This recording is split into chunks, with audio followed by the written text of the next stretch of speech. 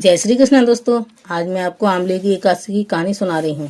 एक सास बहू थी। सास एकादशी का व्रत करती और सोने के आंवले दान करती। एक दिन पड़ोसन ने बहू को सिखा दिया। कहने लगी कि तेरी सास सोने का आंवला दान करती है, इस तरह तेरा सारा सोना खत्म हो जाएगा। बहू ने अपने पति से कहा कि माँ जी तो ऐसे सारा दान कर देंगी, फिर हमारे पास क्या होगा। बेटे ने माँ से कहा, माँ ऐसे तो हम गरीब हो जाएंगे, फिर तुम कैसे सोने का आंवला दान करोगे।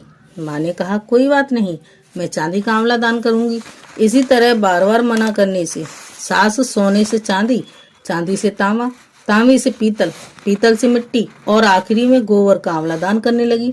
लेकिन हर बार पड़ोसन बहू को सिखा ही जाती, जिससे बहू सास को मना कर देती। इस बात से दुखी होकर सास अपने पति के साथ घर छोड़कर जंगल में चली गई। चलते चलते वह थककर एक जगह बैठ गए। पास में एक नदी थी। दोनों ने पानी पिया, वहीं पर दोनों रहने लगे।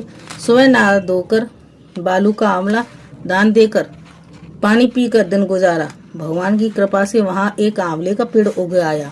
बुढ़िया ने अपने पति से कहा कि एक आंवला ले जाकर बाजार में बेच दो, कुछ खाने का सामान खरीद लाना। आदमी ने ऐसा ही किया। एक बनिया के पास आंवला लेकर पहुंचा। बनिया ने उसे सामान दिया और बहुत से पैसे लौटा दिए। आदमी ने कहा, पैसे क्यों दे रहे हो।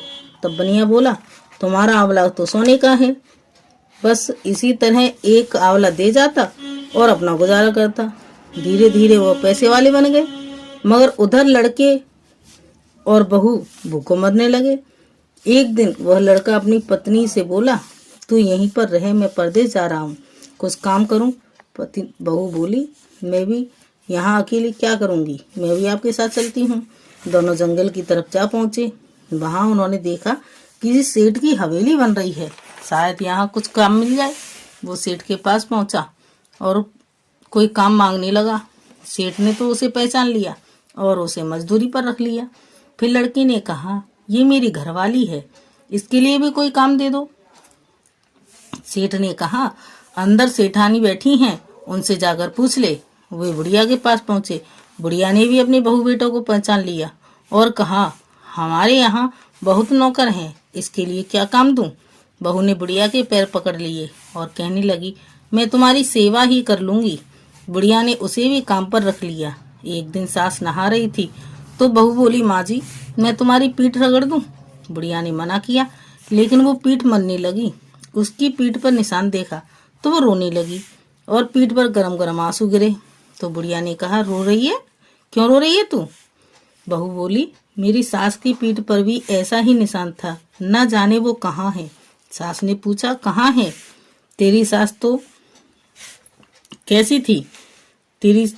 बहू ने बताया कि मैंने पड़ोसियों के सिखाने पर अपनी सास को दान पुण्य करने से रोका था, जिससे नाराज होकर घर छोड़कर चली गई। उनके जाने से हम भूखे मरने लगे। तब हमारे पास कोई चारा नहीं था, इसलिए हमें यहाँ आकर काम करना पड़ा।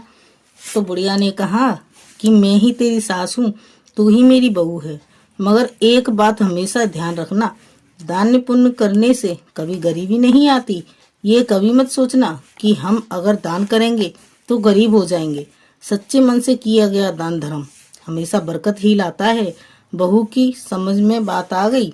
उसने सास से क्षमा मांगी और घर चलने के लिए कहा, लेकिन सास ससुर यहीं बस गए और बहू बेटा को बहुत सा धन देकर विदा किया। बोलो एकादशी मैया की जय। अगर आपको मेरी कहानी पसंद आई हो तो प्लीज़ कमेंट करके ज़रूर बताएं और बताएं राजस्थान में आप कहाँ कहाँ से देख रहे हैं।